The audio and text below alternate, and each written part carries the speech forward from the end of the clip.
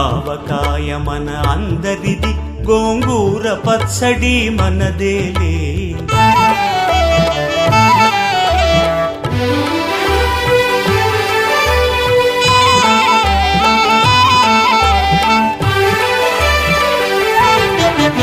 గుత్తి వంకాయ కూర కలుపుకొని 25 ముద్దలు పీకుమురా.